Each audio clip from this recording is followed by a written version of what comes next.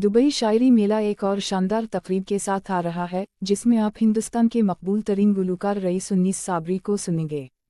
ये programme वर्टिकस events Dubai के तहत किया जाएगा और उसका इंतज़ाम तारिफ नियाजी करेंगे। 13 अक्टूबर 2024 सूफ़ी मौसीक़ी के शायकीन के लिए एक रूह परवर शाम लाएगी। तकरीब के मेहमान खुसूसी डॉक्टर बू अब्दुल्लाह और डॉक्टर तौसीफ़ पाशा होंगे। तकरीब का आगाज़ डॉक्टर ज़ुबैर फ़ारूक की मज़ाहिया शायरी से होगा, उसके बाद एक पुरवकार तकरीब और फिर सूफ़ी नाइट होगी। सबको मेरा सलाम। मेरे जितने भी नाज़रीन हैं जो मुझे देख रहे हैं इस वक्त, आप सब लोगों का सबसे पहले बहुत शुक्रिया कि आप सब लोग तशरीफ़ लाए।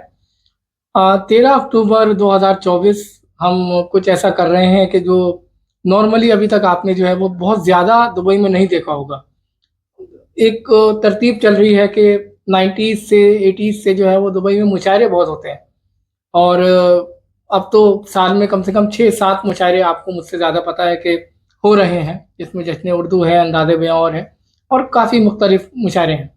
तो हमने ये सोचा कि उर्दू की खिदमत तो हमें करना ही है और मुशायरे बहुत ज़्यादा हो रहे हैं, तो ऐसा भी हो सकता है कि ऑडियंस जो है मुशायरों से बोर हो जाए, राइट।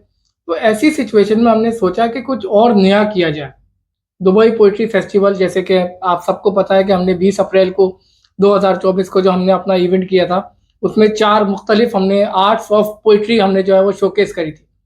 तो अब हम जो है वो एक नए कॉन्सेप्ट के साथ आए हैं, जिसमें हमने दुबई के जो फर्स्ट उर्दू पोइट थे, जो जिसको कहते हैं कि अरेबिक फर्स्ट उर्दू पोइट थे, डॉक्टर ज़ुबैर फ़ारूक साहब, जिनकी 108 किताबें मंजर आम पे आ चुकी हैं। तो हमने उनको उनका एक सेशन रखा है इसमें, वो अपनी मज़ाहिया शायरी से जो है आप लोगों को लुत्फ़ देंगे। उसके अलावा जो हमारा मेन इवेंट है वो है सूफ़ी नाइट।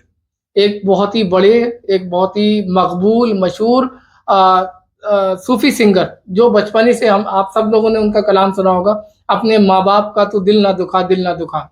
तो वो 4-5 साल की उम्र से जो रईस अनीस साबरी साहब जो हैं वो गा रहे हैं, और आज वो हिंदुस्तान, पाकिस्तान और जितने भी एशिया के देश हैं और एशिया के बाहर के देश हैं, सब में बहुत मकबूल और मशहूर हैं, अपनी आवाज़ की वजह से, अपने कलाम की वजह से, और अपने जो उनका जो एक अपना अलग अंदाज़ है। तो हमारा मकसद यही रहेगा कि जो पोइट्री है, जो गज़ल है, वो मंज़र आम पे आए through the medium of qawwali. तो उसमें गज़ल कव्वाली भी रहेगी, सूफ़ी रंग, जिसमें हम ख़ास तौर पे अगर बात करें तो मौला अली मुश्किल कुशा की शान में जो है वो कलाम पढ़े जाएंगे, उसमें शहीदान करबला की शान में पढ़े जाएंगे, और ख़ास तौर पे नात शरीफ के कुछ अशार आप सुनने को मिलेगा। तो it will be a combination of everything, religious भी होगा और थोड़ा सा दुनियावी भी होगा। रईस अनीस साहब के अंदर जो है वो एक क्वालिटी ये है कि वो जो उनका जो सिलेक्शन ऑफ कलाम है ना, वो बहुत ही मुख्तलिफ है, बहुत ही मतलब वो एक जिसको कहते हैं वर्सेटाइल सिंगर हैं। वो सूफ़ी भी ऐसी गाते हैं, और जब गज़ल वो कव्वाली में गाते हैं तो वो भी ऐसी गाते हैं। तो हमें एक ऐसा ऑलराउंडर बंदा चाहिए था। एंड एक जो अनदर पॉइंट है, जो जो आपने सवाल किया, उसका जवाब ये है कि वो यंग है, अभी बहुत यंग है, तो उनसे जो हमारी यंग ऑडियंस है ना, वो बहुत आसानी के साथ कनेक्ट करेगी। तो थोड़ा-सा अगर ओल्ड कोई सिंगर होता है या वो होता है, तो उनको थोड़ा-सा लगता है कि ये दकियानूसी टाइप है। तो लेकिन जब यंग एक टैलेंट है, यंग एक बिल्कुल फ्रेश ब्लड एक सिंगर है, तो उससे जो हमारी जो यंग जनरेशन है, उसको कनेक्ट करने में थोड़ी आसानी उनको लगता है कि शायरी जो है थोड़ा-सा जो है वो अब मतलब बुज़ुर्गों की चीज़ें हैं या वो। तो हम नई जनरेशन को अपनी शायरी से, अपने कल्चर से, जो इंडिया पाकिस्तान का कल्चर है, उससे कनेक्ट करना चाहते हैं, और हम बताना चाहते हैं कि इसमें इसकी दुनिया में आप एक बार एंटर करिए और फिर देखिए कि आपको किस तरह का नशा होता है। अस्सलामुअलैकुम।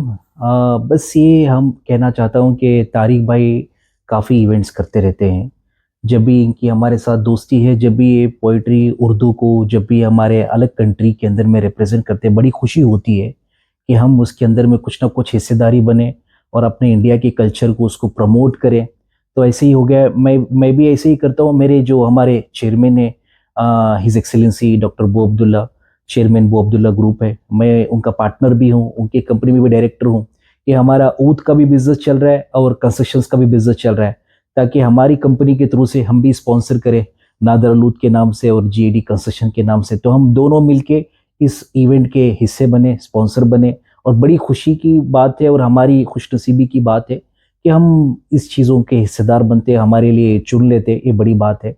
बस हम सोचते हैं कि अपना कल्चर को, इंडिया को प्रमोट करें, रिलेशन अपना स्ट्रॉन्ग करें, और सूफीज़म को ऑफ कोर्स हम फॉलो करते हैं। और रईस साहब अच्छे ख्वाल हैं माशाल्लाह, इंडिया में काफ़ी इनका नाम है, काफ़ी दिल से क़व्वाली गाते हैं, यंगस्टर के काफ़ी खुश रहते हैं।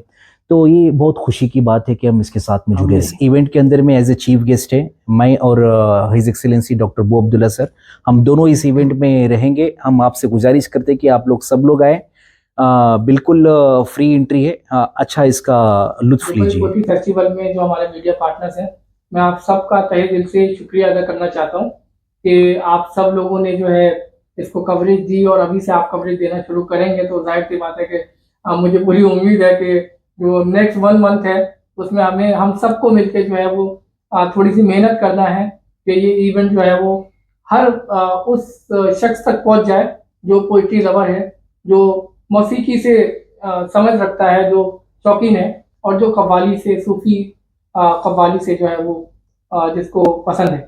तो मैं आप सबसे ये गुजारिश करता हूँ कि आप मेरे साथ इस मुहिम में साथ दें। तो इंशाल्लाह 13 अक्टूबर 2024 आप सबसे मेरी गुजारिश है कि आप तशरीफ़ लाएं, और ये फ्री ऑफ कॉस्ट इवेंट है, यहाँ पर कोई पास नहीं है। आप लोगों ने देखा होगा जब कव्वाली या सूफ़ी कुछ भी इस तरह का इवेंट होता है 300-400 दिरहम आपको देना पड़ते हैं, लेकिन यहाँ पर Dubai poetry festival is giving you an opportunity, free of cost आप आइए, इस इवेंट का मज़ा लीजिए। अल करेरा बिल्डिंग, M1 ऑडिटोरियम, अल करामा, नियर करामा बस स्टेशन, दुबई।